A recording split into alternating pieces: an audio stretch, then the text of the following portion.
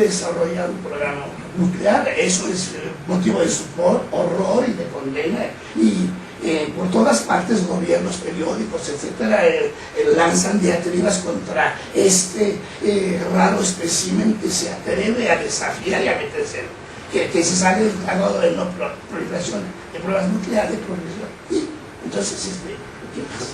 Bueno, pero se olvida una cosa, que los propios miembros del tratado y los propios promotores de esto, con Estados Unidos a la cabeza, no se han desarmado. Y esto creo yo que como observadores menos exorbitados deberíamos tomar en consideración. Si se le exige a Corea del Norte que no realice un programa nuclear, debe exigir también a los otros que por lo menos se queden con una sola bomba, no se nació una sola bomba para seguir la política de contención. No es necesario que tengan lo demás, pero no se desaparece eso. Ahora, claro, el problema, ya lo explicó Pérez Monfort, bueno, está en otro terreno, ¿no? El problema es Estados Unidos, y el problema es que Corea del Norte, si bien no logra la capacidad de desarrollar mayormente el armamento, sí por lo menos tiene una base para decir, esto me sirve para defenderme, porque Estados Unidos no me ha dejado de tener en la mira, y yo he sido siempre objeto de todo tipo de hostigamiento por parte de Estados Unidos. Y si vemos la cara, volteamos la cara al problema específico de las negociaciones y de la mesa de las 6 partes, nos vamos a encontrar precisamente con la misma situación. En un primer momento Estados Unidos fue totalmente reluctante a que esto aconteciera. China, allí, en eso es importante también, el papel de China fue oponerse a ello e ir poco a poco inclinando la balanza para que finalmente se lograra mínimamente un acuerdo sobre qué podría significar una base de negociación, y reconocer y respetar la posición de Corea del Norte, que es legítimamente de autodefensa. Y claro, frente a esto, expresiones como las que tuvo el vicepresidente de Estados Unidos, de que cuando el mal no se negociaba, sino se extirpaba, y con ese tipo de posiciones nos damos cuenta de que finalmente el camino marcha por otra dirección, y que desde luego no se trata de decir de aplaudir que Corea del Norte intente fabricar bombas, no, de ninguna manera, pero desde luego se trata de entender que detrás de todo esto hay todo un aparato, ¿verdad?, que está obligando a que se tome este camino. Y en ese sentido, para mí entonces el papel histórico de China sigue siendo el factor de equilibrio que de alguna manera trata de mantener un status quo en una situación en donde la península coreana para China sí es importante, y donde también el colapso que pudiera tener en un primer momento la Corea del Norte, pues sería fatal en principio para China, pero también sería fatal para todos los demás, incluida Corea del Sur. Y aquí también quisiera solamente señalar una última cosa, porque no quiero que me llamen la atención, el hecho de que también Corea del Sur en su política con respecto a la crisis nuclear ha ido un poco también en la dirección de China.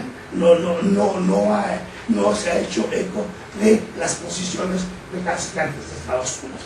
De Japón no digo nada, pero ya lo dijo él también, y espero no haber sido muy superficial de todo lo que acabo de exponer. En algún momento podrá revisarse este papel de otra manera, y les agradezco mucho su atención.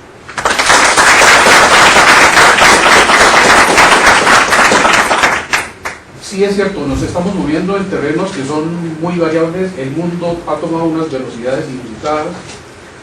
Cada día aparecen nuevos fenómenos que van permeando las relaciones internacionales y que finalmente terminan afectándonos a todos. Es cierto que en el caso de la península coreana nos encontramos frente a acontecimientos que van más allá de la política y que tocan al ser humano. Cuando consideramos que finalmente son una familia, la unidad de todo el territorio, tiene unos lazos históricos y de sangre muy grandes. Son cosas que no podemos dejar pasar por alto cuando se hacen este tipo de análisis, y así se ha hecho. Pero aparte de eso hay una serie de particularidades que van tomando impulso, que van tomando fuerza y que van desacomodando las cosas.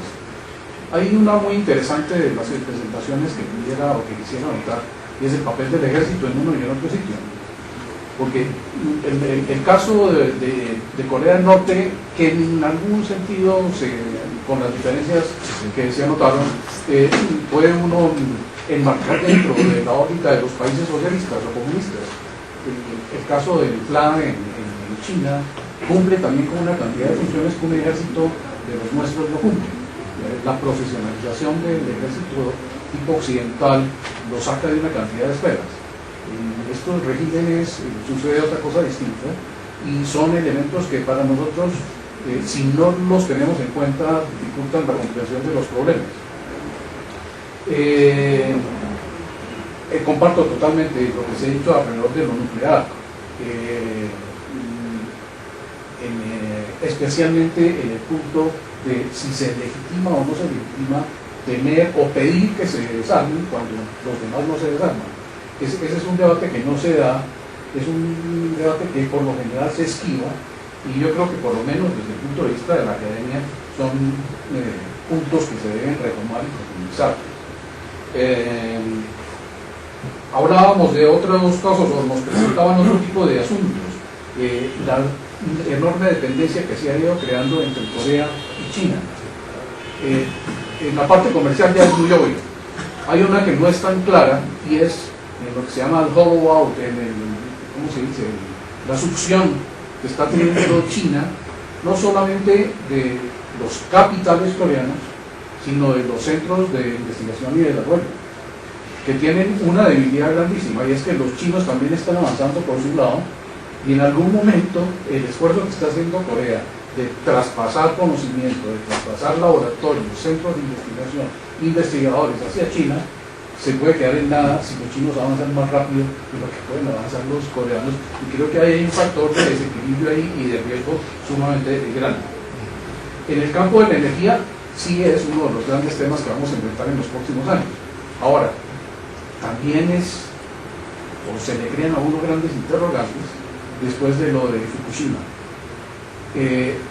Parecería que estamos ante una coyuntura en que va a haber un replanteamiento en el mundo sobre las fuentes de energía, y nadie sabe a dónde vamos a parar.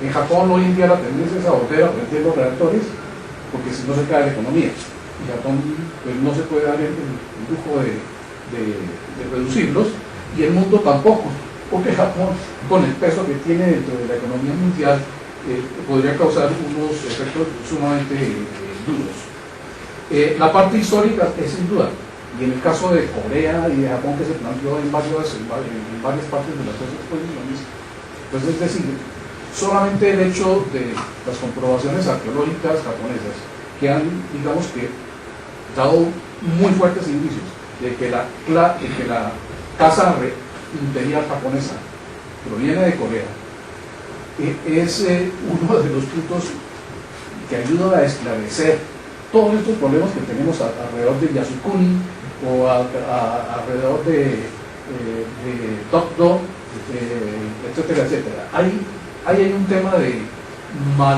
¿cómo se llama eso?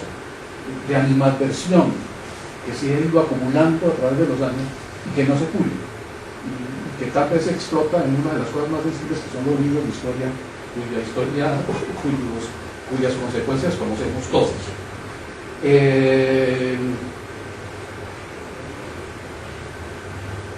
Una cosa que me pareció muy interesante de la exposición del profesor Romero es aquello que puede llamarse la ambigüedad de las relaciones entre China y Corea, que es casi que una característica de la cultura oriental, o por lo menos de Asia del Oriente, o por lo menos del noreste de arriba, de China, de Corea y de Japón.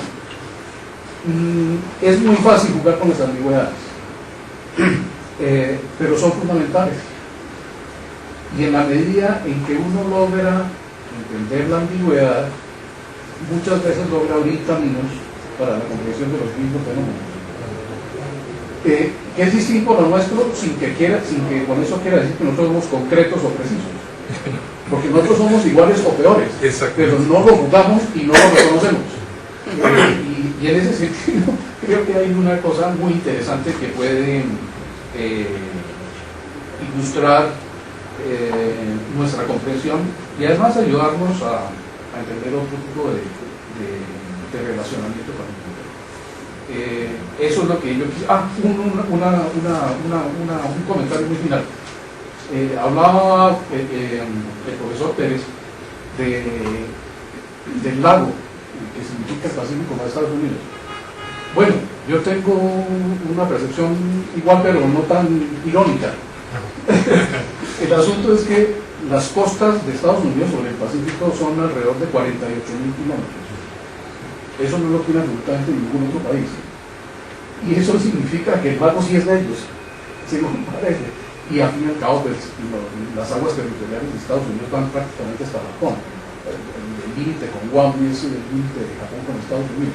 De manera que estamos hablando de una presencia muy grande, que lo que pasa es que a veces la usan con unos modos y unos fines que uno no quisiera que usaran, pero es una realidad que hay que reconocer.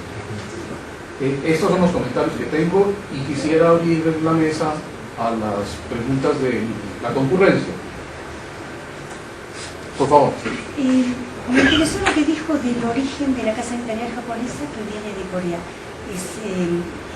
¿Se puede leer en algún texto? O Sí, hay varios. Sí, hay varios. Después se lo mucho puedo pedir. Sí, muchas por gracias. supuesto.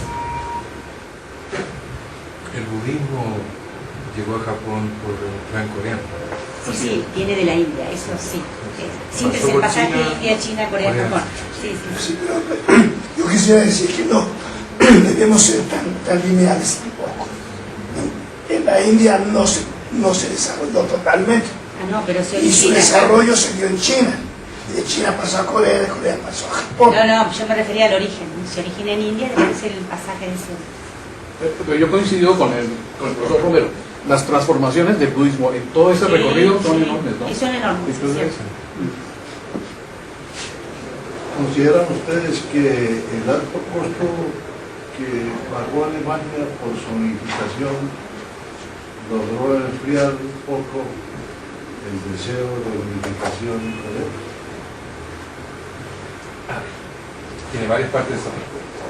La mayoría de los expertos de Corea del Sur respecto a unificación se formaron en Alemania, tratando de copiar. En los gobiernos conservadores ha ido tomando lugar un grupo que se formó en Estados Unidos. O sea, ya hay una visión distinta respecto del valor de la política de unificación. Es un tema fundamental, pero me repite la pregunta original. La idea es que si el alto costo que pagó Ah, sí, sí. Alemania